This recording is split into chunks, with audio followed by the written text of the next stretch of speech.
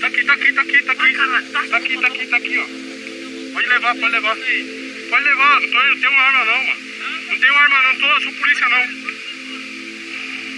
É o nosso carro blindado, que a gente costuma entrar nas comunidades aí.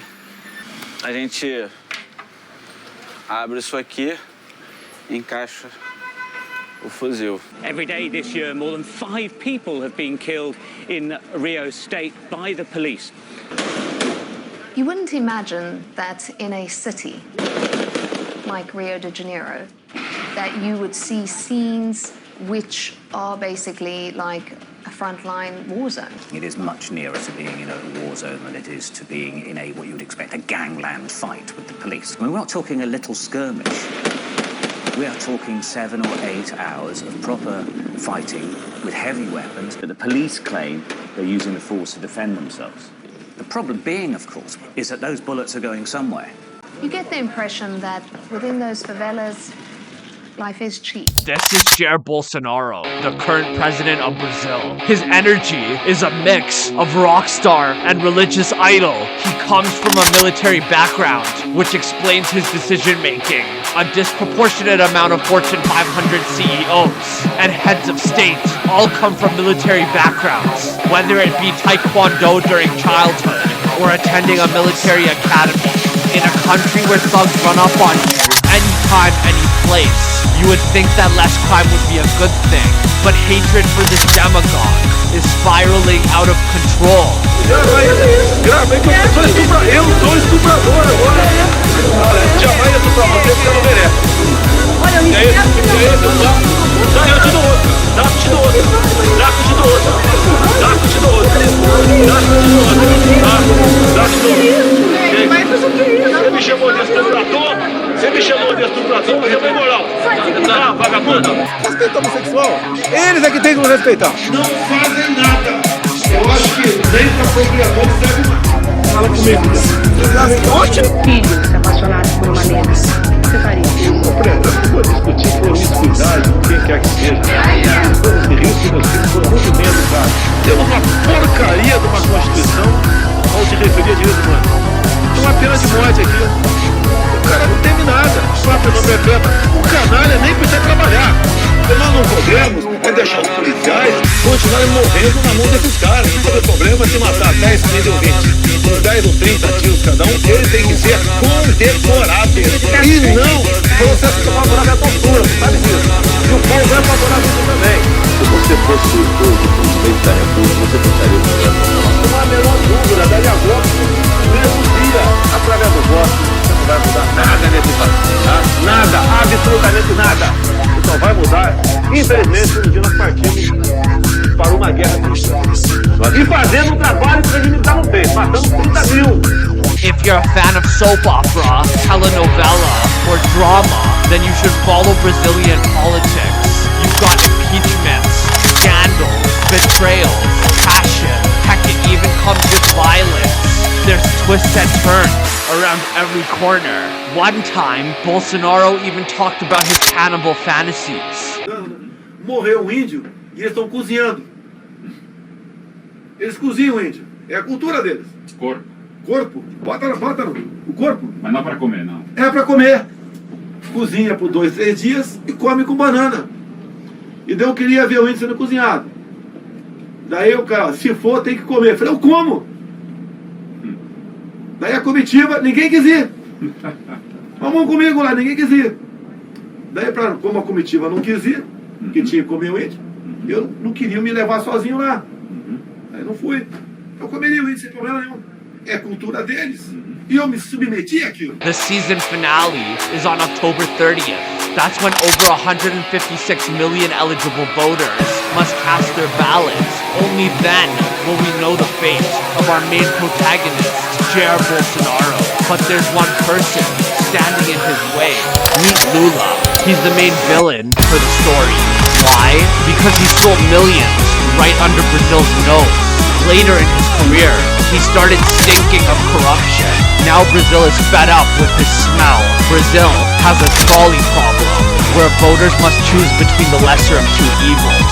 Either you elect a robber, or you elect a crazy person. polls have opened in Brazil in elections widely seen as the most important since the restoration of democracy in the 1980s. If Bolsonaro loses, Brazilian markets are at stake, and thieves will be in the driver's seat. Brazilians will escape to Canada or the US unless someone stops all the murders going on. Bolsonaro's been flirting with the idea of an insurrection. He's planting seeds, saying there's electronic voting fraud. However, Bolsonaro's plan B involves taking things to the next level. There are only three alternatives for me: to be arrested, to be killed, or to be victorious. I tell those scumbags I will never go to jail. Will Brazil revert back to its military dictatorship, or will there be a violent rebellion? The seventh largest economy in the world is at stake. To understand how Brazil got here, we need to go back in time, back to when a military dictatorship led Brazil into the 21st century.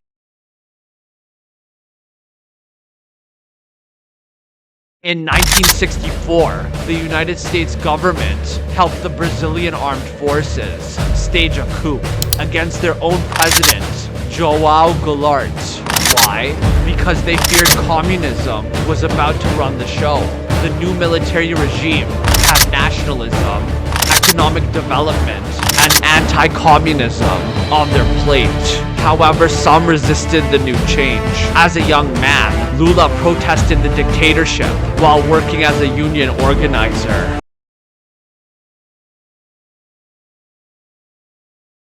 It was during this military regime that Jair Bolsonaro began his career as an army captain. When the regime fell in 1985 and Brazil became a democracy, Bolsonaro entered politics as a staunch far-right conservative, eventually becoming a congressman for Rio de Janeiro.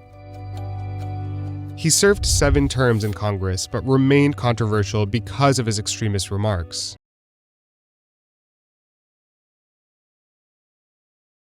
After the dictatorship dissolved in 1984, Lula surfaced as head of the newly formed Workers' Party in democratic Brazil. Soon, Lula found the grit to run for office. He led the demise of authoritarianism. However, his journey was a rocky one. He ran for president in 1989 and lost, and in 94 he lost again, and in 98 he remained a loser, and then in 2002 he gained traction and won. At the top of Lula's agenda was to flesh out social programs. His plan: eradicate hunger, develop education, and distribute money to Brazil's lower class. In Lula's first term, child malnutrition decreased by 46%. Lula made college tuition for those of African and indigenous descent free through government programs. From 2002 to 2012, the number of students attending college in Brazil doubled to 7 million. In 2003, Lula formed Bolsa Familia, a program providing $30 a month to those needing financial aid. Critics of Bolsa Familia argued it encouraged clientelism and was a way to buy votes. Why? Because in 2002, around 40% of Brazilians were making less than $5.50 per day, which meant if they voted for Lula, they'd be getting more free money, plus they could sit at home. At the same time, Lula formed alliances with Brazil's old oligarchy. His administration was heavily criticized for relying on local political barons like José Sarney, Heitor Barbalho, Renan Calheiros, and Fernando Collor to ensure a majority in Congress. These findings would foreshadow things to come.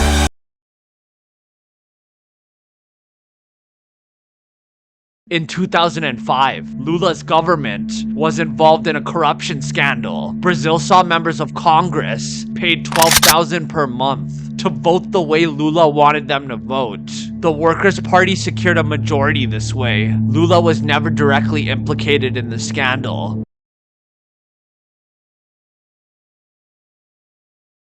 In 2006, Lula was re-elected. He resorted to forming a new alliance with the most powerful party in Congress, the PMDB, a centrist right-wing party. Lula was also still in cahoots with Brazil's old oligarchy. Many voted for Lula to reform the political system, but here Lula was, finally in power, repeating practices he protested against. Lula was being a hypocrite. Regardless, unemployment rates reached their lowest in history.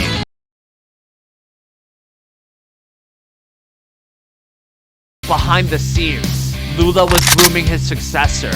Why? Because legally, Lula couldn't run for a third consecutive term. This is Dilma Rousseff, Lula's chief of staff, an economist who was once a guerrilla fighter during the military dictatorship. During her guerrilla days, she was captured by the dictatorship and even tortured. In 2011, Rousseff was elected into office. Rousseff in office was important for Brazil's evolution. Rousseff was the first female president elected in Brazil's history, but the reason Lula appointed her was similar to that of an arranged marriage. Rousseff depended on Lula's opinions and advice. As a consequence of her lack of experience, she was basically a puppet. Lula wanted to pull her strings via marionettes to remove any accountability.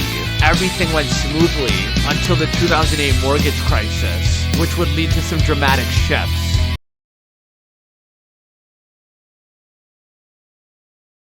Around 2008, Occupy Wall Street and the Arab Spring were changing society. Subjugated groups all across the world were holding hands and staging insurrections. Reforms were demanded in Brazil, and divisions only got deeper. After 10 years, the Workers' Party's red flag transformed from a symbol of hope to the target of persecution.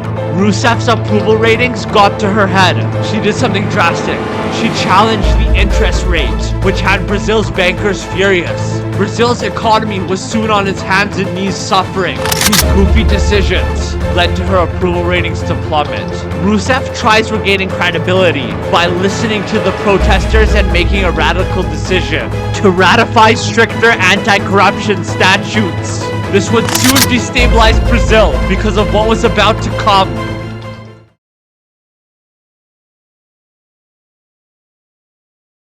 Rousseff's new laws inadvertently expedited a sting operation on Brazil's corrupt politicians, implicating even Rousseff and Lula. Enter Operation Car Wash. Operation Car Wash was a corruption investigation where politicians took massive bribes to allow a government-owned oil company, Petrobras, to be overcharged by construction companies.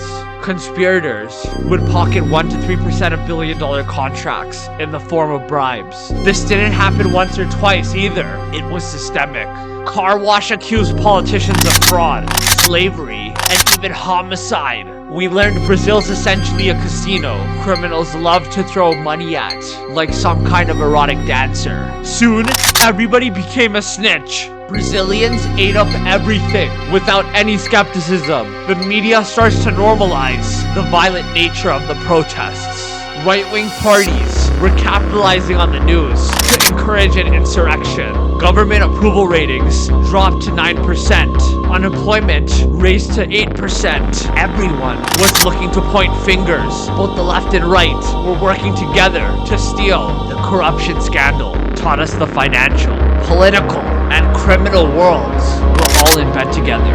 To this day in 2022, politicians are still being implicated in the scandal after an avalanche of clownish mistakes by Rousseff. Brazil falls into a recession. Soon, Rousseff surprised the world with a new staffing choice.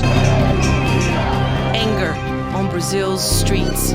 Thousands gathered to protest against President Dilma Rousseff's decision to name Luiz Inácio Lula da Silva as her chief of staff. Lula was trying to become chief of staff under Rousseff to obstruct investigations. Legally, this would give Lula immunity from investigations. This was not a good look for Lula. The second it was announced, many protested. Eventually, a Brazilian judge nullified Lula's request. But then a judge higher than that judge nullified the nullification. And then things got crazy. As soon as President Rousseff got an injunction overturned against Lula being appointed to her cabinet, at least 20 other judges across the country filed their own injunctions to block him from taking the post. The legal system in Brazil was openly revolting against their own executive branch. But this was just the beginning.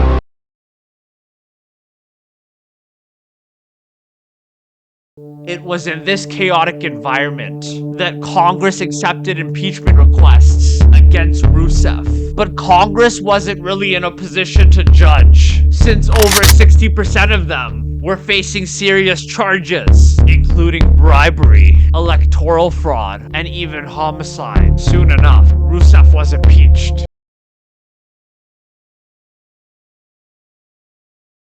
This is Michael Temer, Rousseff's replacement. Michael Temer was barred from running for office for 8 years because he was found guilty of violating election laws, yet somehow was put as Rousseff's replacement. Michael Temer filled Congress with all-white men as soon as he got in. Temer went on to be Brazil's most hated president, with less than a 3% approval rating. This only furthered the idea the entire system was rigged.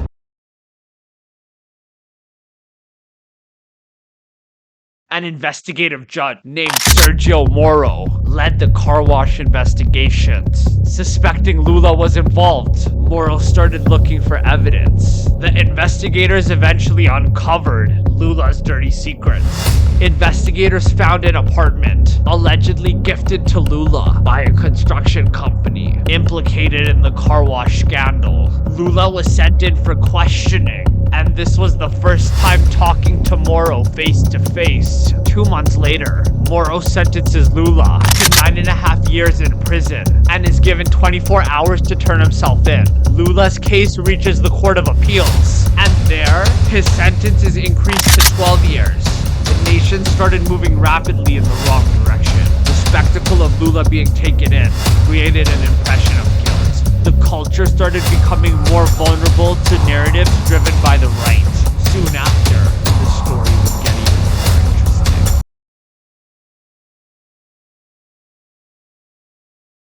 After the impeachment, Brazil's eyes turned to the next presidential election. Welcome, Jair Bolsonaro. Bolsonaro used car wash as ammunition against Lula. Bolsonaro comes in offering quick magical solutions to Brazil's problems.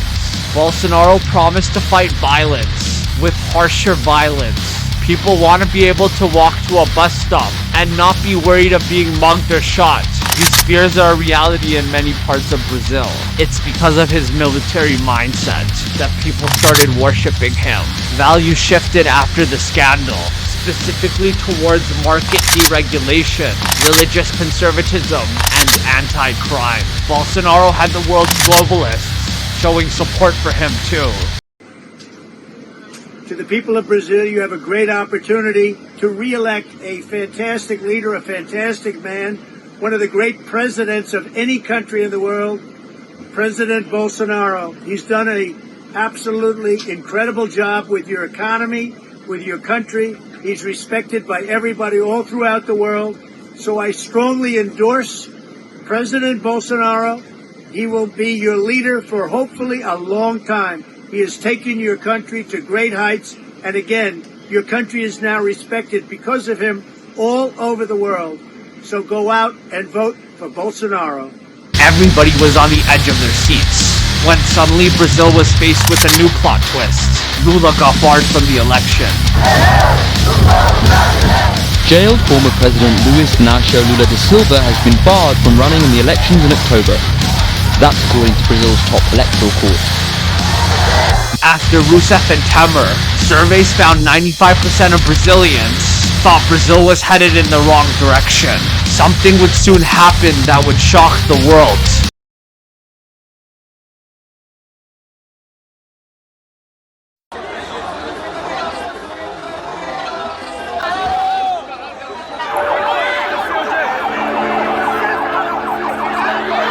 Had the hospital been 2 minutes further away, he would be dead now. Bolsonaro almost died. The stabbing created a lot of sympathy for Bolsonaro. We felt bad for someone who was innocently at a political rally and gets a knife plunged into them. It was also a blessing in disguise.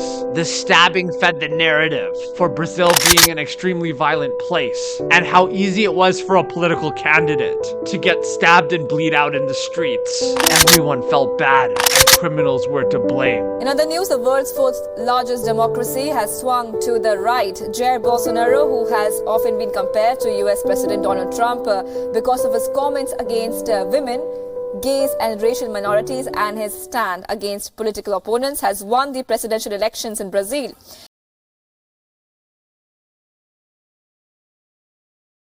What better way to increase Brazil's economy than taking the opportunity to exploit the cards Brazil was dealt? Earth faces losing a forest that produces 1/5 of the world's oxygen and filters much of its air too. Bolsonaro's been deregulating and telling everyone to mind their own business. Eyes on Brazil is a bad thing, but Brazil faces losing lots of money. Brazil is the second largest producer of beef in the world. The only country with more cows is India. Brazil is responsible for around 16% of the world's beef production.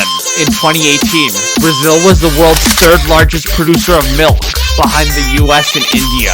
In 2022, Brazil's cows produced 35.1 billion liters of milk.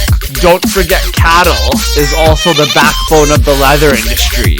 Additionally, Brazil is the fourth largest pork producer in the world. Did you know Brazil is the world's largest exporter of chicken meat? Brazil produced 52.8 billion chicken eggs in 2018.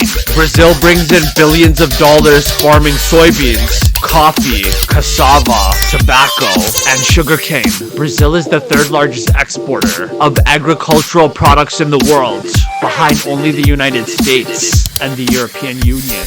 Bolsonaro has been smart enough to increase business with China, which is why Brazil's economy has been booming. In the 21st century, Brazil witnessed a doubling of yield per acre. This was thanks to input improvements in seeds, machinery, and fertilizer. Bolsonaro played a big role in growing Brazil's agribusiness through public policies. He encouraged exports, reduced tax burdens, reduced trade barriers, and increased Asian demand and Asian relations.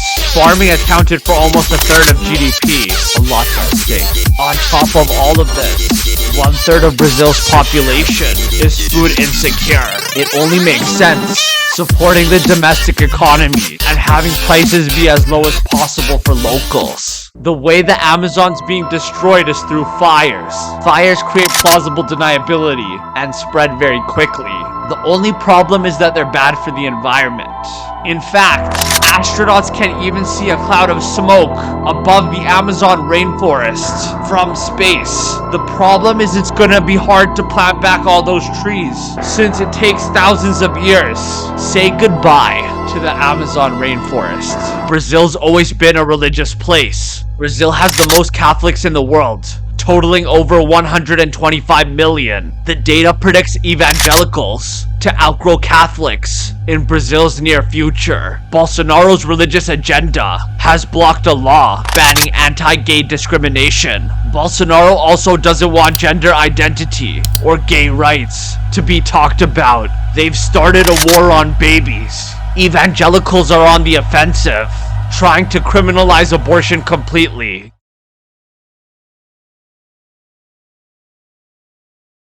The charges on Lula were annulled, and that's why the former felon was allowed to run in 2022. Bolsonaro picked a retired army general as his running mate, who has indicated a military coup will be possible. In the first round, nobody won.